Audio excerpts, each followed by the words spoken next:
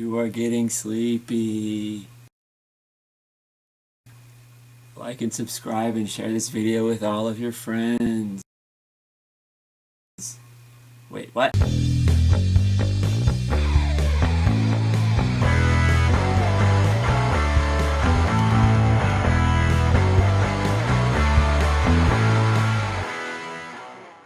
What is going on, Peep Squad? I just had a bunch of candy, now I have a stomach ache, and this video is about Carrie. So I haven't done a Stephen King book, movie, really Stephen King any video in a while because what I was normally doing was I was read the book and then I watched the adaptation, and problem with that, and then I'd make a video about it, but the problem with that was that, like, it seems like the videos about Under the Dome and the latest one I believe was Mr. Mercedes, they didn't really do very well. So I'm still like reading books and watching movies, but I'm just not doing videos on them because they didn't perform all that well. But I'm gonna do this. I'll do the going forward. I'm probably gonna do the more popular titles like Carrie, for example. But if you want to see any specific book, comment down below, and I might do it. But yeah, so this one's about Carrie. Carrie was not necessarily the first book Stephen King ever wrote, but it was the first one traditionally published under his name. And this one came out, I believe, in 1965. The book did. And honestly, like, I understand why immediately after he published this, he became like ever since then, after publishing this book, he's became one of the most popular authors in America. And I understand why after reading this book. It is a really, really good book. It's a short book. This particular copy is well, it's about 250 pages, so it's a decent length. I mean, it's short compared to like this one, for example. 11/22/63 is 850 pages, and that's more like his normal length. But Carrie is small compared to his other books. But that's not to say it's bad. I really, really enjoyed this book. For those of you who are not familiar, Carrie basically tells the story of Carrietta White, who is raised by by her mother, who is just a crazy person. This is one character trope that I really like within King's writings, is this sort of religious, just crazy person. And I think we saw one in another one that I really liked was in Under the Dome. I don't remember his name, but it was a reverend character in Under the Dome that I thought was really good. But yeah, something that really scares me a lot is just like these people who are so, just engrossed in their beliefs that they just go crazy. And that's not to say like I have anything against religion. I go to church. I do all that. And so basically, my whole thing is if you ask yourself if you're crazy, you're probably not crazy. So you're probably good. But yeah, literally, Carrie's mom is awesome. She's freaky, and I love that. Basically, anyway, so Carrie's raised by her mom, and because she's super religious, like they don't take showers because her mom thinks showers is sinning. They don't have pillows because pillows is sinful. Yada yada yada. And so I'm not going to get into it because I'll definitely get demonetized. But the opening scene, very traumatizing. But it basically it sets up the story in two ways because Carrie feels like her mom is kind of blocking her and preventing her from becoming a regular person in society, and it also sets off Sue and Tommy. So it basically, after this event in the beginning of the book that I'm not going to describe, you can look it up. You probably know what it is. The movies are there's 3 movies. They're all very popular. You probably know what it is. But basically, this makes Sue feel sorry for Carrie, and so she goes to her boyfriend Tommy and asks him to take Carrie to the prom instead of Sue because Sue feels sorry for her.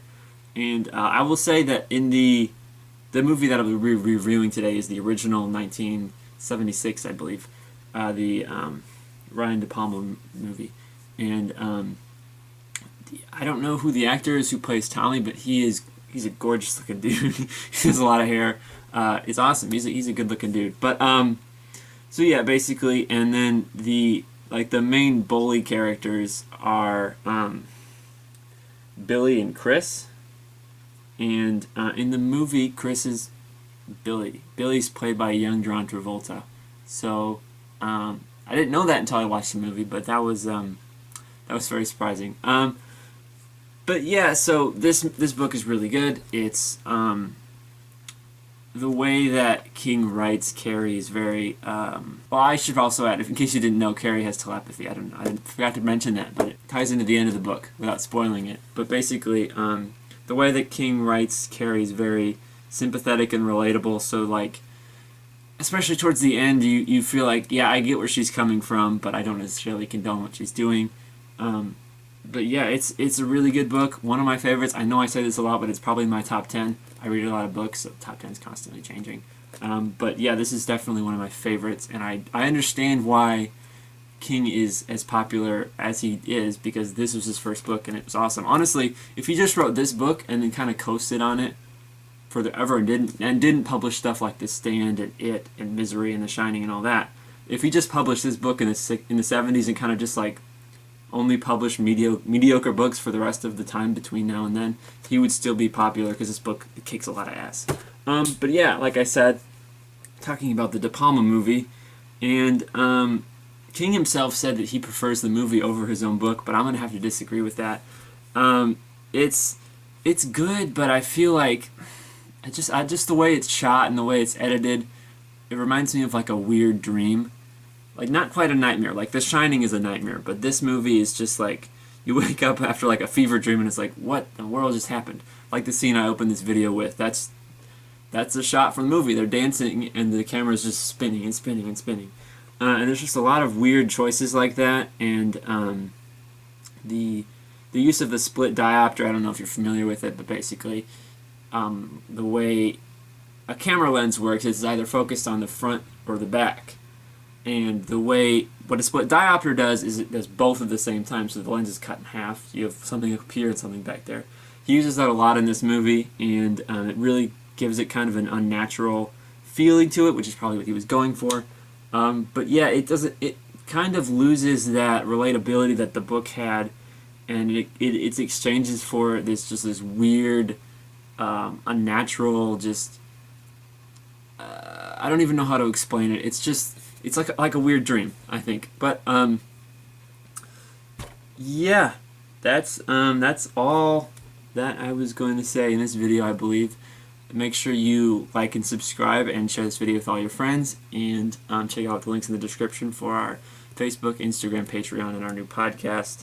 It's not new; we've had it for almost a year now, but it's a new podcast, okay?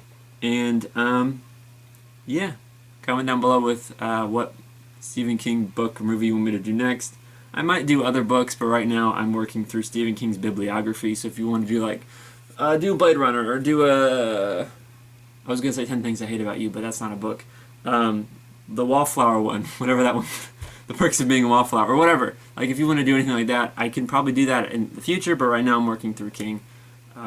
So like for the next year or so, probably I'll be finishing up. I think I've read about 30 books in the past 2 years, and there's about 60 of them, so I'm about halfway through.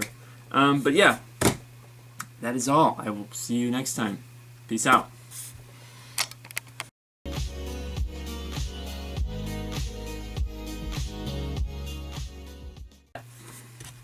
Wait a minute, I gotta send a Snapchat.